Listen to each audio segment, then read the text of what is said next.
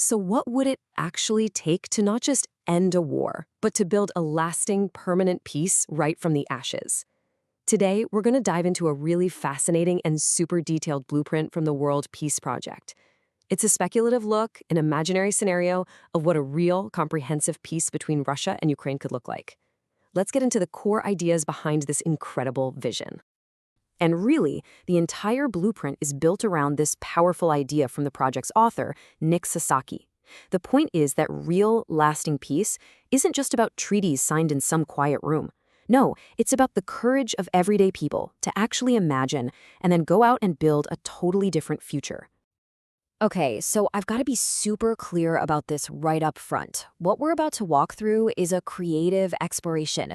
The source material calls it a best-case scenario.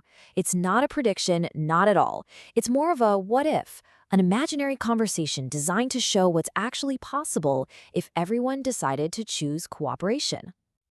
So here's how we're going to break this all down. We've got 5 key parts. First, we'll look at how you'd actually forge the peace agreement itself. Then, the plan to rebuild Ukraine into a super advanced modern nation. After that, we'll get into the economic engine designed to make peace profitable. Fourth, the deeply human side of healing trauma. And finally, the global setup needed to make it all permanent. All right, let's jump right into the first part, forging the peace agreement. The goal here isn't some drawn-out, years-long negotiation. The idea is a fast, dignified resolution that lets both nations move on without being humiliated. So, the absolute core of this whole negotiation, it's all about dignity. For the imagined Ukrainian leader, that means security and sovereignty. No being forced into concessions and rock-solid international guarantees. And for the imagined Russian reform leader, it means a deal that looks to the future, isn't about punishment, and opens the door for stability and economic partnership. So how do you actually bridge that gap? Well, the blueprint lays out these core principles. It's all about being pragmatic. No one walks away humiliated. You have diplomats flying back and forth nonstop to keep the momentum going. And a huge piece of this is verification, right? Because trust is built on what you do, not just what you say. And this quote, man, it just perfectly captures the kind of energy they're talking about. The blueprint uses the voice of Donald Trump here to represent that classic deal-maker mindset. Lock the doors, put on the pressure, and don't let anyone out until the deal is done. It's about that decisive leadership needed to just break through the gridlock. Okay, so imagine the peace deal is done. What's next? That brings us to part 2, rebuilding a future Ukraine. And listen, this is not just about patching things up. The vision is way bigger. It's about a total leapfrog over decades of old infrastructure to create the most advanced nation in all of Europe. And to get a feel for the speed we're talking about, the plan channels someone like Elon Musk. The idea is you treat this like a tech startup, not a slow-moving government project. You think from the ground up and you move fast. The suggestion is you could literally rebuild cities 10 times faster than we've ever seen before. So how on earth would you do that? Not with old school methods, that's for sure. We're talking about deploying cutting-edge tech at a massive scale. Think about it.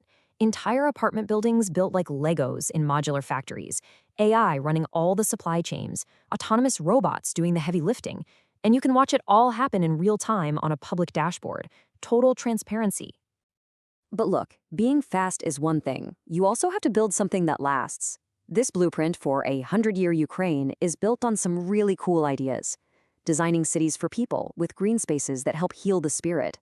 Building homes that actually produce more energy than they use. And using digital systems to build fast and stamp out corruption. Okay, so you've got the peace deal, you've got the rebuilding plan, but how do you make it stick?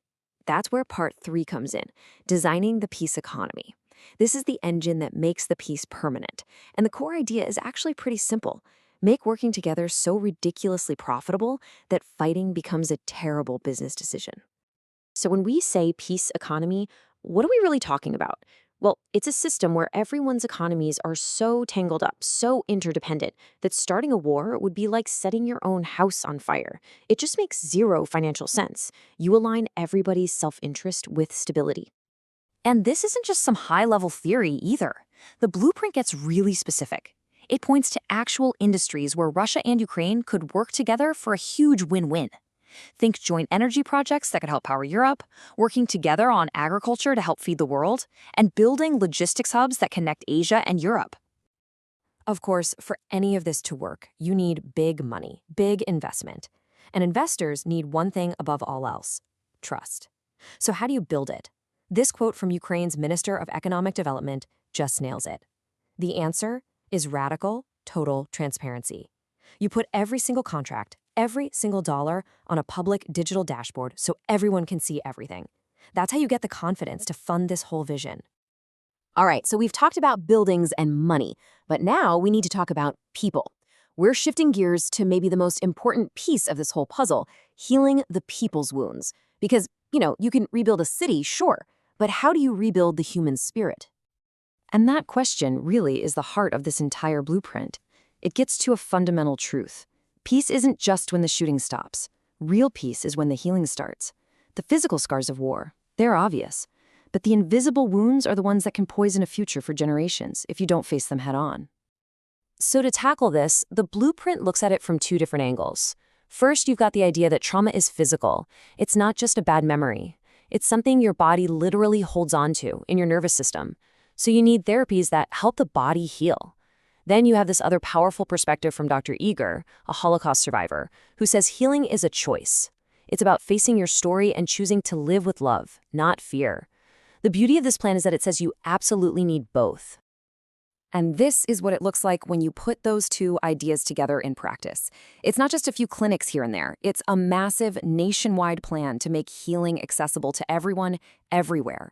We're talking mobile clinics for remote villages, counselors in every single school. The whole point is to make healing a normal part of life, woven right into the fabric of society. Which brings us to the final piece of the puzzle, the one that locks it all in place: securing a permanent peace. The idea here is that this can't just be a local thing.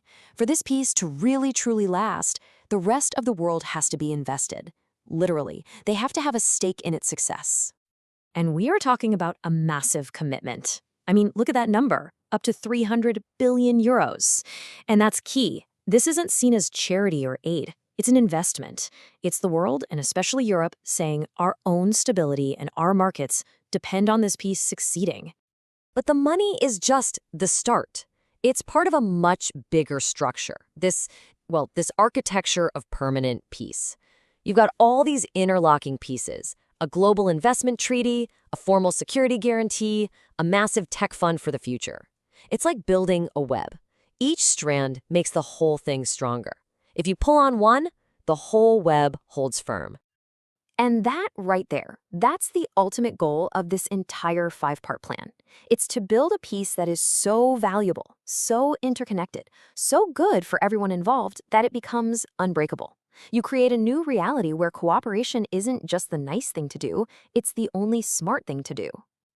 And so, this whole thought experiment, this imaginary blueprint, it leaves us with this one final, powerful question.